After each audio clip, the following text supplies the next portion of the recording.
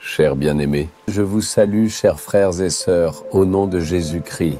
Voyons ensemble pourquoi ce jour est un jour spécial. Aujourd'hui, c'est la fête des pères, la journée des pères. Tout comme il y a une journée dédiée aux mères, il y a aussi la fête des pères. Car sans père ni mère, nous n'existerions pas. Le père est important, n'est-ce pas? Il y a une différence entre l'amour des deux, l'amour de la mère et l'amour du père. L'amour d'une mère est toujours très affectueux. Elle veille constamment à ce que son enfant ne rencontre aucune difficulté, ne souffre pas, ne pleure pas. L'amour d'un père, quant à lui, est toujours tourné vers l'avenir de son enfant. C'est pourquoi le père est généralement un peu plus strict. Aujourd'hui, regardez, un autre verset nous dit quelque chose. Proverbe, chapitre 3, verset 12, du livre de la Bible. « L'Éternel châtie celui qu'il aime comme un père l'enfant qu'il chérit. » Le Seigneur aussi est toujours un bon père pour nous, vraiment, tu sais. Nous voyons qu'un père, avec amour et attention, corrige l'enfant qu'il aime. Si l'on demande à beaucoup d'enfants, qui préfères-tu, ton père ou ta mère? La plupart répondront « maman ». Mais généralement, les filles disent qu'elles préfèrent leur père. L'amour de ces enfants-là est vraiment très différent, en quelque sorte. C'est parce que le père est toujours très strict. Avez-vous remarqué que ces garçons restent souvent éloignés de leur père? Dans beaucoup de foyers, la situation a beaucoup changé de nos jours.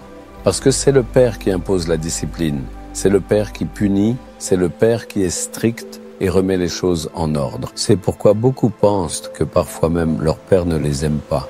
En réalité, s'il est strict, c'est justement par amour.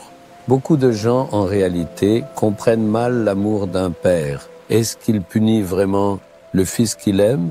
Je connais un frère gentil. Son fils a terminé ses examens et, en voyant le relevé de notes, il a constaté qu'il avait échoué à certaines matières et obtenu de mauvaises notes, ce qui a mis le père en colère. Il lui a donné une fessée en disant qu'un élève doit étudier sérieusement à l'école, qu'il doit bien travailler, et il l'a réprimandé. Après cela, le fils s'est senti mal, il a été bouleversé et a continué à se sentir sous pression. La mère est venue et a dit « Ce n'est pas grave s'il n'étudie pas, qu'il soit heureux. » Voilà, c'est l'amour d'une mère. Maintenant, on dit « Ne dites rien à mon enfant, ne le frappez pas. » Mais pendant que l'enfant dort, le père va le voir. Il se dit « J'ai frappé mon fils. » Et il le regarde avec douleur, tristesse et des larmes aux yeux. C'est ça, l'amour d'un père. Il se met parfois très en colère en face, il est strict, il donne une punition. Mais ensuite, en regardant son fils, il est triste. S'il réussit, il est heureux. Voilà, c'est l'amour d'un père. De la même manière, Dieu corrige ceux qu'il aime, tout comme un père corrige l'enfant qu'il chérit. Vous vous demandez peut-être, pourquoi Dieu me fait traverser cette épreuve? Pourquoi ai-je ce problème ou cette difficulté? C'est parce qu'il est votre Père et qu'il vous aime énormément. Il vous corrige pour que vous ne péchiez pas, afin de vous guider sur le bon chemin, tout simplement. C'est pour cela qu'il vous corrige. S'il ne m'avait pas corrigé, je ne serais pas devenu aujourd'hui un bon serviteur. Après avoir accepté Dieu comme mon Père et commencé à marcher avec lui, il m'a donné beaucoup de corrections et m'a ainsi guidé patiemment sur le bon chemin. Je ne me suis pas découragé à cause de cela. Au contraire, je le loue pour cela. C'est pour cela qu'aujourd'hui, j'ai pu me tenir comme un bon serviteur. C'est pourquoi, lorsque le Seigneur corrige, il faut l'accepter avec joie. Il faut bien comprendre qu'il me corrige tout simplement parce qu'il est véritablement mon Père. Si votre Père est à la maison, aimez-le, comme vous montrez de l'affection à votre mère.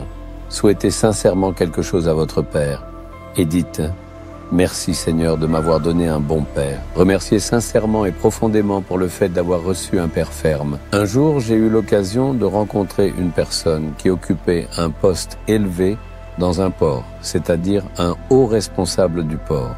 Je suis allé à son bureau, en fait, c'était un bon chrétien. En discutant avec lui, en parlant de certaines choses, il a dit ceci. Mon père était très strict, il était très sévère et faisait peur.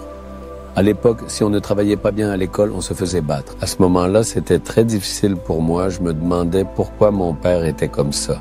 Mais maintenant, en étant assis sur ce siège, je pense à mon père et je loue le Seigneur. C'est parce qu'ils ont été stricts et disciplinés avec moi que j'ai bien étudié et que je suis arrivé à cette situation aujourd'hui. C'est en pensant à mon avenir que mon père m'a discipliné. Maintenant, je comprends qu'il a été strict avec moi et pour cela, Je remercie le Seigneur pour mon père, a-t-il dit. C'est la vérité, c'est exactement ce qui se passe dans votre vie. Alors, remerciez le Seigneur pour le bon père qu'il vous a donné. Dites-vous que vous allez remercier le Seigneur. Dites-le, Seigneur. Merci de m'avoir donné un bon père qui a vraiment su être strict. Bénis mon père, s'il te plaît.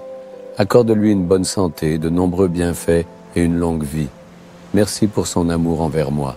Merci aussi toujours d'être un si bon père pour moi, de me corriger et de me guider. Au nom de Jésus. Amen. Amen.